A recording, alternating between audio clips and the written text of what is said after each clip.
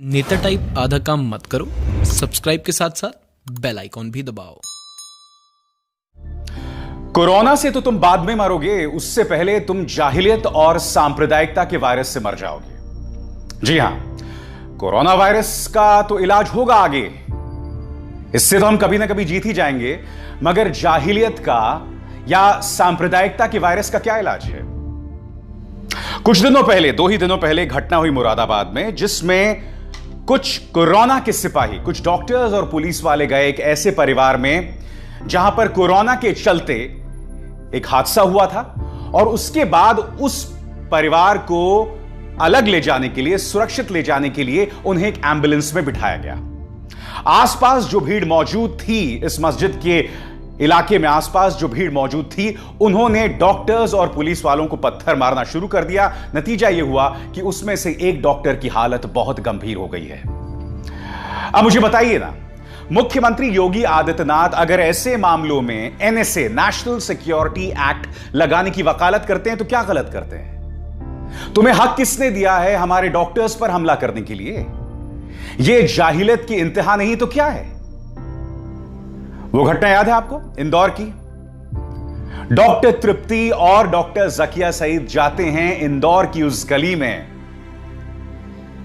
इस बात को लेकर जांच करने कि इस गली में, इस मोहल्ले में कुछ लोग हो सकते हैं जिन्हें जो कोरोना वायरस से संक्रमित हैं। भीड़ उन्हें दौड़ा दौड़ा कर पीटती है। डॉक्टर जकिया और डॉक्टर तृप्ति किसी तरह से अपनी जान बचाकर वहां भागा जाते हैं और कुछ दिनों बाद इस खबर के मुताबिक उसी इलाके से कम 1 दर्जन केसेस कोरोना वायरस के संक्रमित पाए गए। फिर ये भागलपुर की घटना याद है आपको? शब-ए बारात की रात कुछ लोग पहुंच गए एक कब्रिस्तान में वहां फातिहा पढ़ने। पुलिस उनसे कह रही थी कि भाई इतनी बड़ी तादाद में आप जमा ना हो, फिजिकल डिस्टेंसिंग वक्त की जरूरत है, शारीरिक तौर पर दूरी बनाए रखना। मगर नहीं, वो नहीं माने। नतीजा क्या हुआ? वो पुलिस पर पत्थरबाजी करने लगते हैं। एक खबर के मुताबिक किसी ने गोलीबारी भी की, हालांकि उसकी पुष्टि नहीं हो पाई। मैं आपसे क्या बता रहा हूं, ये ढेरों मिसालें आपके सामने हैं कि देखिए, जाहिलियत का कोई इलाज नहीं है। कुछ लोग आसमानी किताब का हवाला देते हैं और इस तरह की घटनाओं को सही ठहराने की बात करते हैं। आज मैं आपसे एक सवाल पूछना चाहता हूं। वो मान्यवर थे ना जिन्होंने कहा था कि 15% अगर सड़क पर उतार आए तो 85% पर भारी पड़ेगा।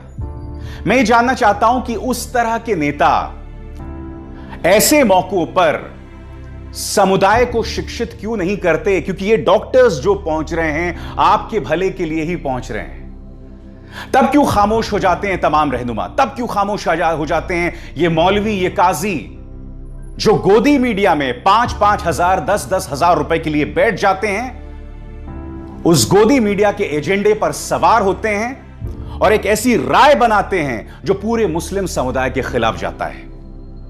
बताइए ना, तब ये मौलवी, तब ये काजी, तब ये नेता खामोश कैसे हो जाते हैं? तब ये शिक्षित क्यों नहीं करते उन गरीब मुसलमानों को या उन गरीब लोगों को जो अशिक्षा के चलते या जिन्हें भड़का दिया गया उसके चलते वो इस तरह की हरकतों को अंजाम देते हैं? ऐसे में अगर योगी आदित्यनाथ एनएसए लगाने की बात करें तो मुझे इस पर कोई आपत्ति नहीं है। मैं तारीफ करना चाहूंगा सलमान खान जैसे लोगों को। हालांकि सलमान खान का यह संदेश सिर्फ एक समुदाय के लिए नहीं है, आप ध्यान से सुनिए। उनका यह संदेश बहुत ही खूबसूरत संदेश है और एक एक बात पर आप गौर कीजिए। ये कमाल है, डॉक्टर आपकी जान बचाने के लिए आए, नर्सेज आपकी जान बचाने के लिए आए और आपने उन पर पत्थर बरसा दिया। जो कोरोना से डिटेक्ट हो रहा है, वाह, वो हॉस्पिटल से भाग रहा है। भाग के जाओगे कहाँ? किस ओर भाग रहे हो? जिंदगी की ओर भाग रहे हो या मौत की ओर भाग रहे हो? अगर ये डॉक्टर तुम्हारे इलाज नहीं करते और पुलिस सड़कों पे नहीं होती तो चंद लोगों की वजह से, जिनके दिमाग में ये चल रहा है कि हमें नहीं होगा, वो हिंदुस्तान के ढेर सारे लोगों को लेकर चल बसेंगे। देखो, मैं उनकी बात समझता हूँ जिनके पास कुछ खाने को नहीं है, बच्चों को खिलाने को नहीं है। अब उन्हें मैं सलाम करता हूँ, क्योंकि वो भी ये जानते हैं कि परिवार गुजर जाने से बेहतर है कि ये बिना खाए पिए ये वक्त गुजर जाए।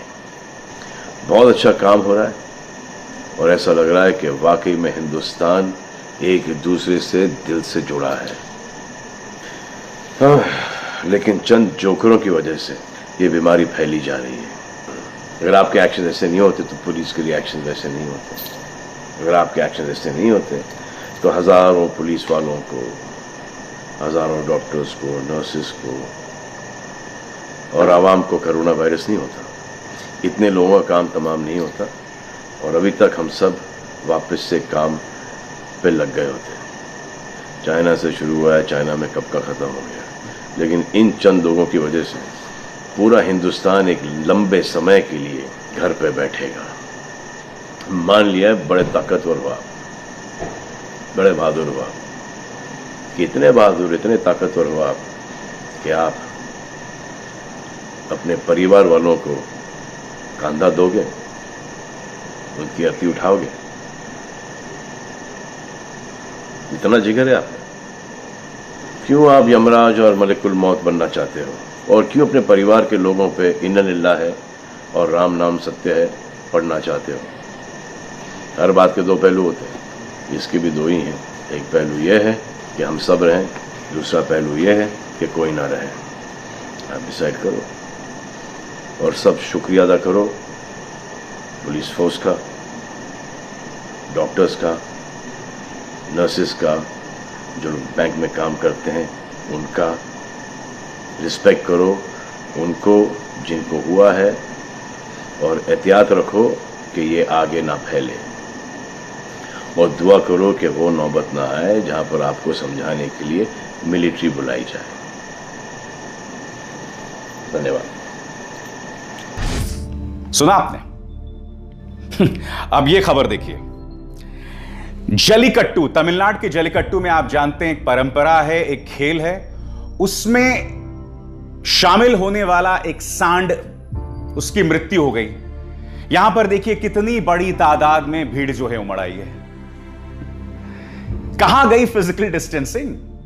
यही तो मैं कह रहा हूं।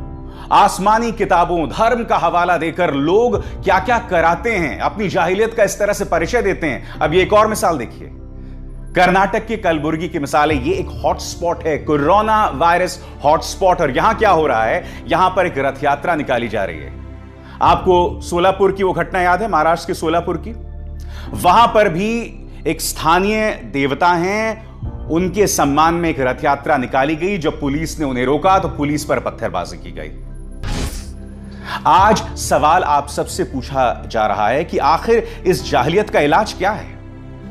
सच बताऊं तो जैसे मैंने कहा ना कि जहां तक कोरोना वायरस का संकट है, यह संकट कभी ना कभी ठीक हो जाएगा। जो आर्थिक संकट, जो एक आर्थिक आंधी आने वाले वक्त में आने वाली है, उसका भी कभी ना कभी समाधान आ जाएगा। मगर ज़हनी तौर पर, मानसिक तौर पर यह देश और इस देश की जनता जिस तरह से रोगी होती जा रही है, उसका कोई इलाज नहीं है। और देश की जनता को इससे बाहर कोई निकालने का प्रयास नहीं कर रहा है। ना हमारे राजनेता, ना हमारे धर्मगुरु, और हमारी मीडिया, वो तो मैं क्या बोलूं, वो तो कई गुना ज्यादा जहर बोने के लिए उतारू है समाज में। मसलन वो चैनल जिसके संवाददाता को महाराष्ट्र पुलिस ने गिरफ्तार किया था, वही चैनल जो आज की तारीख में प्रेस की आजादी की दुहाई हर जगह कर रहा है, उसी चैनल में शाम को जो कार्यक्रम चला था, उसके शीर्षक देखिए। पहला, क्या मुस्लिम नेताओं ने भाषण देकर लोगों को उकसाया? अब दूसरा देखिए, क्या भीड़ जुटाने के लिए जामा मस्जिद जिम्मेदार है? कोई नहीं जानता कि इन्होंने मुस्लिम एंगल कहां से ढूंढ निकाला। बाद में मैंने इन्हीं के चैनल के एक पत्रकार को यह कहते हुए सुना कि नहीं देखिए, इसमें कोई मुस्लिम एंगल नहीं था। सवाल यह कि किसके कहने पर आप इस तरह से जहर बो रहे हैं। अब एक और चैनल देखिए, मस्जिद के पास ही भीड़ क्यों इकट्ठा हुई? फिर वही किरदार, फिर वही चेहरे, फिर वही प्रेम शुक्ला, फिर वही मौलवी जो 5-5, 10-10 हजार रुपए में बैठ जाते हैं ऐसे चैनल्स में इस जहर को और ज्यादा हवा देने के लिए। अब ऑल्ट न्यूज की यह खबर देखिए, यह स्क्रीनशॉट देखिए। यहां किसी मौलवी को खड़ा किया गया है और इसमें यह बताया जा रहा है कि यह मौलवी जो है थूक रहा है, और यह बताया जा रहा है कि देखिए साहब, इसी तरह से जमाती थूकते हैं जिसके चलते समाज में कोरोना वायरस फैल रहा है। इस चैनल ने अपने दर्शकों को यह नहीं बताया कि जिस वीडियो का वो यहां पर इस्तेमाल कर रहे हैं, यह आज का वीडियो नहीं है, यह साल 2017 का वीडियो है। कितना बड़ा गुनाह है, किस कदर इन्होंने अपने दर्शकों को भ्रमित किया है। मुझे इन तमाम चैनल्स की सूरत हाल देखकर मैं फिर दोहरा रहा हूं, रेडियो रवांडा की याद आती है। नाज़ी जर्मनी के समय जिस वक्त जोसेफ गेबल्स, जो कि प्रचार मुखिया था हिटलर का, जिस तरह ने उन्होंने पूरा प्रचार यहूदियों के खिलाफ उस वक्त चलाया था, ये तमाम चीजें मुझे उन्हीं चीजों की यादें दिला रही हैं। मैं फिर आपसे कह रहा हूं, मीडिया का कर्तव्य ऐसे वक्त पर कुछ दिनों के लिए टीआरपी को भूल जाओ और कुछ दिनों के लिए सकारात्मक भूमिका निभाओ।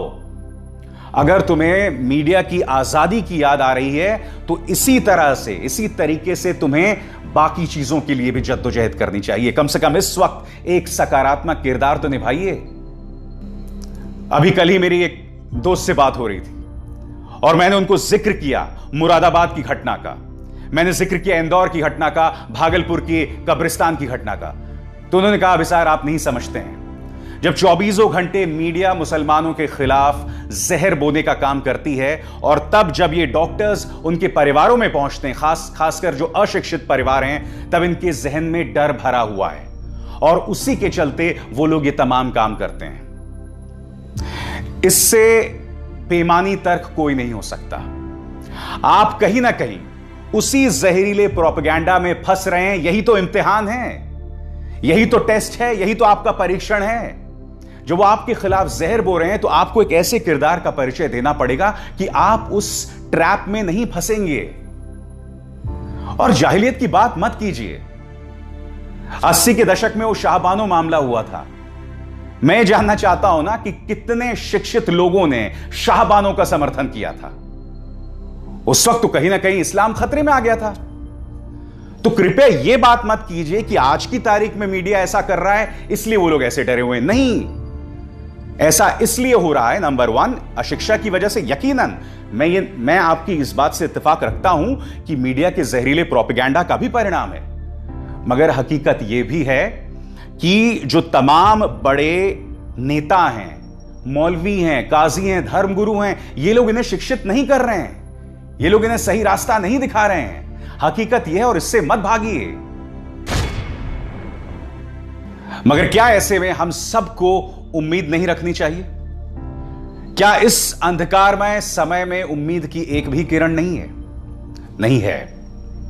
जाते आते मैं आपको एक कहानी बताने जा रहा हूं जो कि एनडीटीवी में आई है। खबर यह है कि लॉकडाउन के कारण हापुड़ के पास गांव में फंसे हिंदू श्रमिकों के लिए एक बड़ा सहारा बने मुस्लिम भाई।